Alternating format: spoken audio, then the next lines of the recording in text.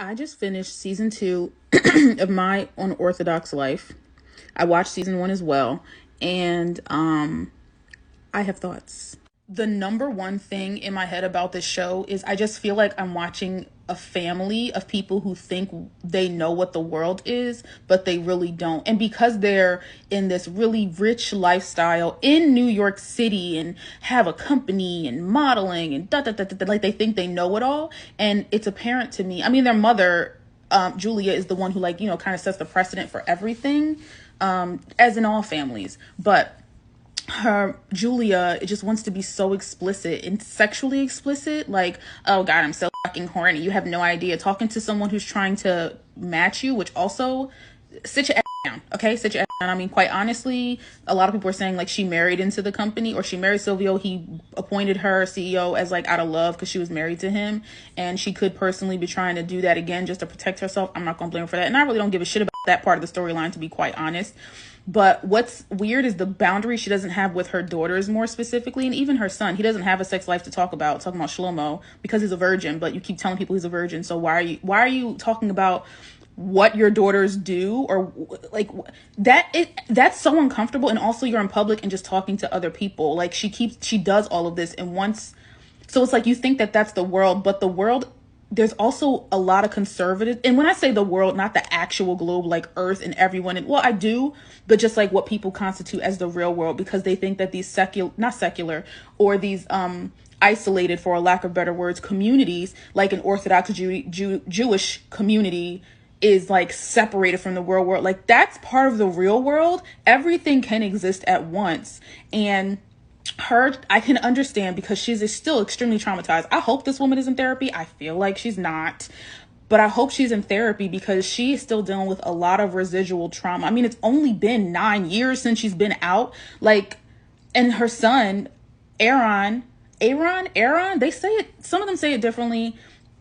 I'm sorry if I'm saying it incorrectly, but he's being a teenager, and I don't think she's understand that this is a very different and unique kind of fight to have with your son. And I'm glad that this is the one thing that I'm glad she put her foot down. Like, I'm not sending you to that school, and I'm telling you we can work it out. But it was already a very exciting, for lack of better words, conversation. Like, they were very passionate. It was a lot of emotions going on. Like, he was even crying. He's also going through puberty. Like, there's a lot going on for him, and I think a lot is confusing, and I hope he should go to therapy, but he probably won't if that's not something that's expected. But all in all, this show is just like, I'm watching people who are still learning about the world. Because don't get me started on Miriam. You know what? I will get started on Miriam, and I don't have any hate for her. I actually really like her as a person. And I feel like she is smack dab in the middle between Bathsheba and Shlomo and Aaron, because I think she had seen enough. Because she said she started, embracing modern Judaism, when around her youngest brother's age, and he has only seen what he's seen, and he's only 15 years, maybe 16 now, who knows. But this show was also filmed earlier this year. Netflix moves fast, baby. Netflix moves fast. But yeah, Miriam, she's like, yeah, I'm going to do a green card marriage with my girlfriend so that she can be a legal citizen. And it's like, that you are writing your case. And that's another thing that shows me that this family doesn't know nothing about the world. You can't be saying that shit on television.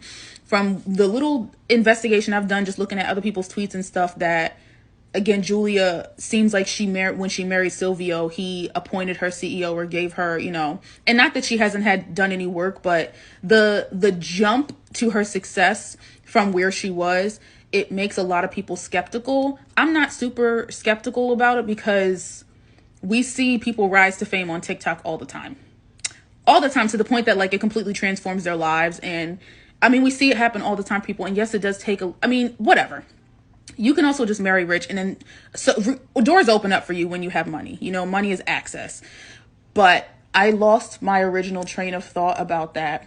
Oh, it just shows me, like, I don't think she took care of the business part of this marriage, because I am not a very rich person, but I do know that being a very rich person, marriage and divorce, are not typical, are not like for typical people. Like there are assets, there's like 10 houses, the cars, the vacation home, this business, this LLC, this thing, this, that, who gets the chef, who gets the nanny, like all this kind of stuff. All that stuff has to be figured out with those really rich marriages. And I feel like she didn't know.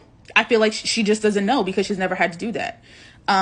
So I hope that things work out for her, because that really sucks, because she does have such a wonderful success story, and she does want to help other women that have had similar experiences with Judaism for her, or as her. But yeah, it's just so obvious that these people are so green to the world, and but it's also kind of like and I'm not going to say things weren't bad, but how bad are things? Because she's like, the personal chef is still there cooking, and she still has the butler who was just there, and then the driver and the Bentley and all this stuff. She could sell her ring for the business. So I'm sure she'll be fine, but those are other examples that come to mind, that like this family has a lot to learn in so many ways, on their own and together.